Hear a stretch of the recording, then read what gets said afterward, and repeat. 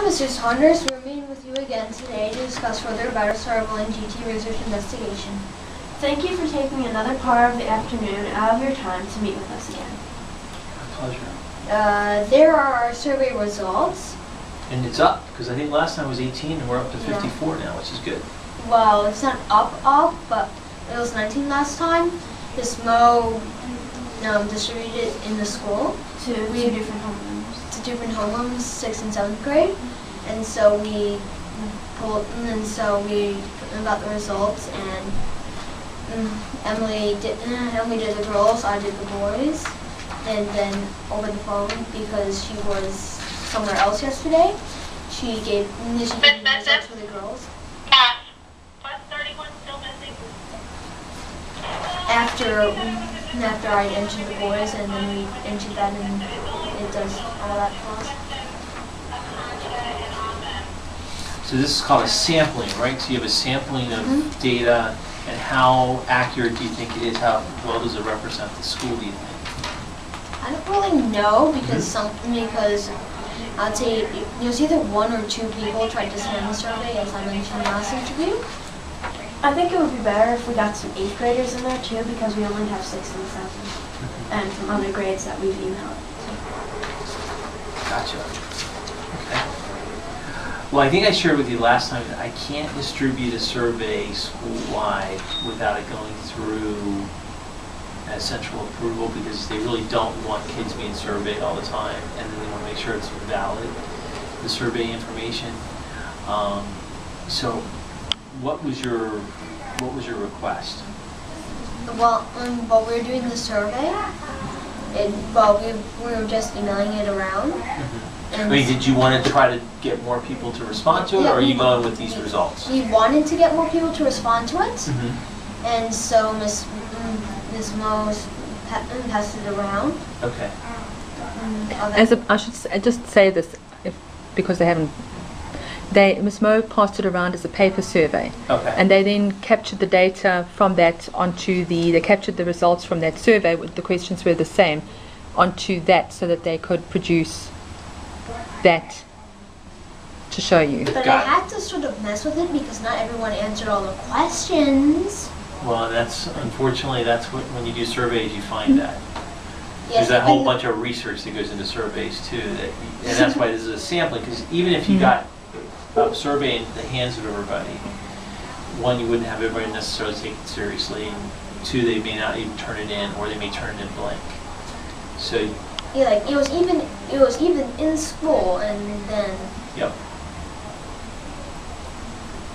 anyway, we appear to know about cyberbullying, but there is a definition on top. Well, it's not actually in the results, but it was in the actual survey. And one of the online responders, I think I can find where it was. Okay, it was under, what is your definition of cyberbullying? okay. Well, through that, several conclusions can be found. People like spamming. There are 4 bad responses.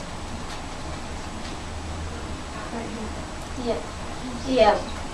And there's also one that says, well, same as it was defined above. Like some of them were good, but yeah. Okay. So how can I be of further help?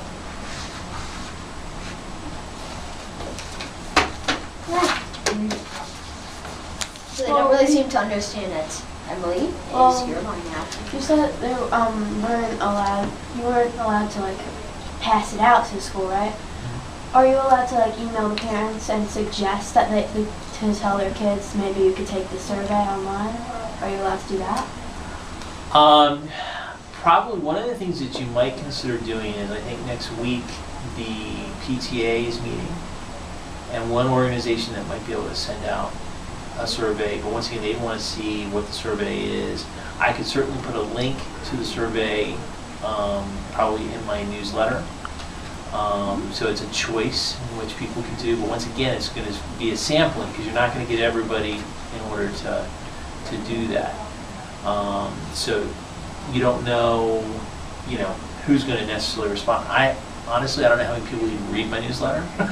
So, I mean, it's there, but it's the same type of thing, that it's one of those things. It's one of the ways we try to communicate. It's not the only way, because not everyone reads it, and it disappoints me too. I wish everyone read my newsletter, but I'm realistic enough to know that that's not true. So that's something that I might be able to help with. So then it's a choice, or parents could then decide if they wanted to or not. If it's in your newsletter, they're more likely to want their kids to fill it out. Well, I can certainly, what I'd ask you to do is just to write something between now and Thursday. We are not having a newsletter this week, so you actually have longer. It would be the following Friday that we go out, because whenever we don't have school Friday, I don't put a newsletter out. But to send me in an email what you'd like me to say about the survey, and then the link, so that people can click on it and go right to the link. So it would be something like students are requesting that the following survey be completed by you or your child in order to, you want the child to do it? The child. Okay, so. Because the survey only goes from 3rd to 12th grade. So students are requesting that that your child complete the survey, because they're doing research on Cyberbullying. Yeah. And they would really appreciate you taking time to do this. And I can certainly, whatever your blurb is, I will be happy to put it into one of my newsletters and see if you get any responses. Like I said, I don't know if you will or you won't, but that's certainly something we could do, because then parents are making a choice. Yeah, I want you to try to do this for this or whatever. Or they're saying no, but I want you to be involved. And then we don't have to go through an approval process, because it's very clear on what's being done. The PTA also could do something similar. They could send it out through their network. And it sounds, if I remember correctly, your mom kind of did that. You sent it to some people via your network of people. Yeah. So, I mean, we didn't go PTA and boosters though with that. We just kept it to. Yeah. So I mean, they have a different approval process. They're not as probably stringent as me giving a survey to all the kids. And you wouldn't want me to survey you all the time. You know what I mean? So that's partly what we're trying to do, is protect the instructional time, but no issue sending it to parents through the email newsletter and saying, hey, if you have time to do this, please do. Yeah, well, you're asking it, and it's your newsletter. The other thing you might consider, and once again, I don't know how important this is to you, is this SurveyMonkey that you're doing, or Google? Google. So is there a way for them, I guess you want it to be anonymous, so I was going to say, if there's a way that they could, if you had like a little candy bar or something like that, if there was a way to prove that they had participated, that they could come and see you on a particular day and cash in somehow to get a little candy bar or something. Or a drawing, if they can't afford a million candy bars. Right. So that might get interest in doing it. It might spike people. I don't know. I mean, and like I said, I don't know how you have someone prove that they took the survey, but you might think about that, and there might be. Besides making it non-anonymous, which would then skew the results. Yeah, we should have like a raffle or something at the enrichment fair or something.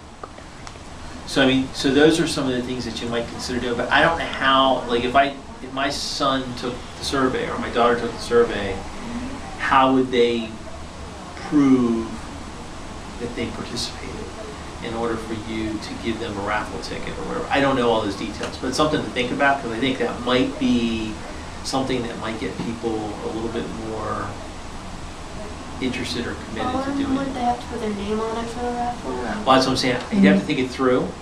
I don't know if there is a way, but just something to think about. And I like the GT Enrichment Fair night. I don't know if you could have computers set up that night and go around and ask people to take the survey while they're here. I don't know if there's a way to do that. There might be. Have a terminal or a couple of terminals set up so that people could sit down and do the survey when they come by and see your booth. Yeah, for instance, Animal Abuse Group is doing a raffle and selling those fan things. Right. So I mean, it's things to think about.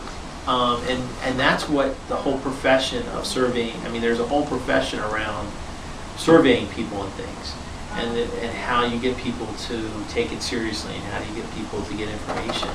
I'm not an expert in that field, but I mean, I know there are people who can tell you down to, if you get 12% of the people to respond in any group, then they can make it valid or something. There's a number that they're actually looking for that they feel like they can make a valid, and then anything above that number is just gravy.